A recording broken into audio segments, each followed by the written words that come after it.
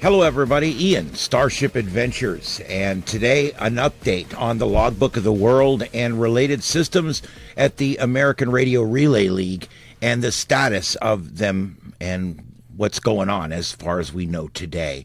And I'm also going to say that it's been a long time. The services are still down with a few exceptions, and we're going to get into that in just a minute. But the Logbook of the World has been down for in excess of 36 days now. That's 36 days. That's a very long time for a service to be down. Now, I know a lot of people use it for nothing. As a non-member, they allow you to use the Logbook of the World, okay? But many people pay. And that's one of the things that's given to members as well. So it's a paid service. It's been down for a very long time. And it's surprising to me that it's been down as long as it has been down. But let's dive into the latest update.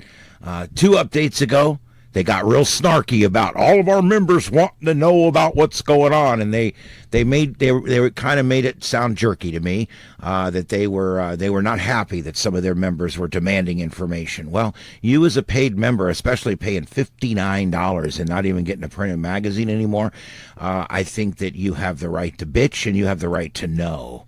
And so it kind of upsets me that they had such a snarky response last time. Anyway, this latest update from a few days ago, they're continuing to make progress on restoring the ARRL network and many related systems and databases. And they're thanking us for our continued patience, although I find it running thin on the internet when I look around. While the Logbook of the World server, online DXCC, and related user data is secure, and it's unaffected, we have taken the precautionary measure of keeping the services offline until we can assure the security and integrity of our networks. So basically, they say that they have everything and it's all safe, and that they're not offering it back up for us to access because they want to make sure that the people can't get in again. That's plausible. It truly is. It's taken a lot longer than it should, but it is plausible. The ARRL Learning Center, learn.arrl.org, is back online, and the online courses and training hub is now available and accessible to ARRL members. That includes content from across a variety of amateur radio topics and interests. And so anybody that uses the Learning Center, I know some people still do, even though it is pretty much all still available on the internet for nothing. Those of you who are members and may still want to access this, it is now available for you to access. There is a slightly different logon procedure when you get there.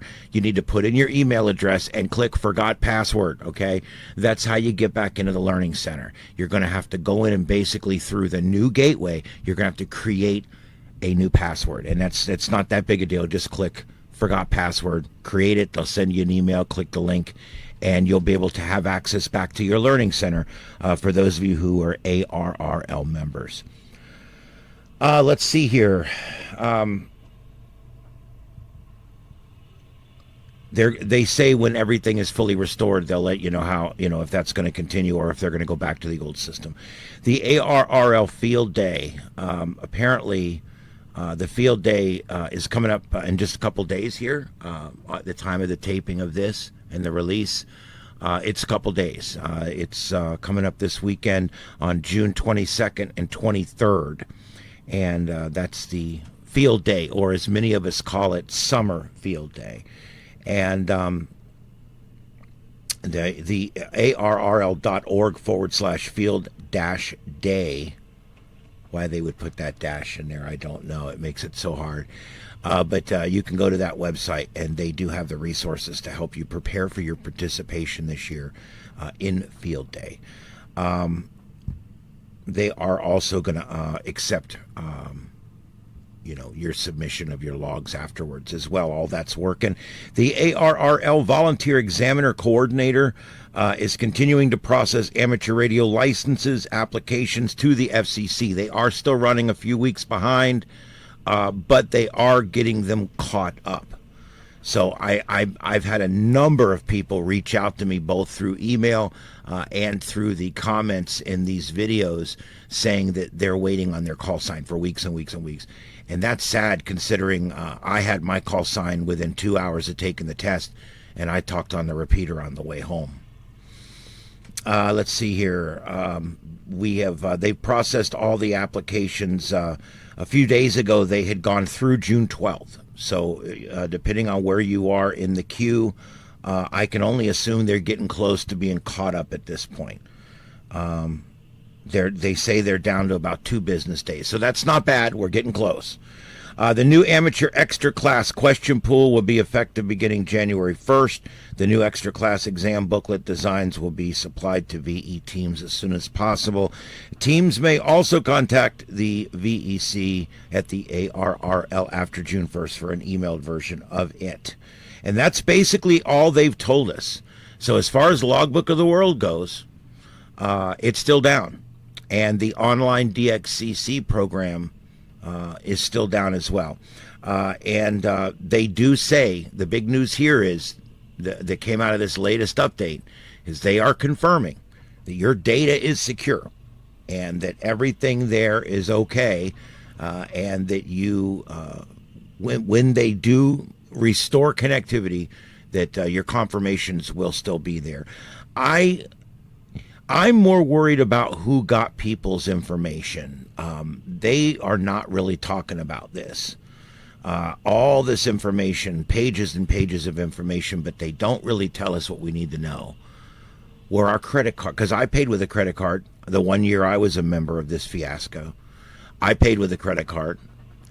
Is my credit card number, has it been secured?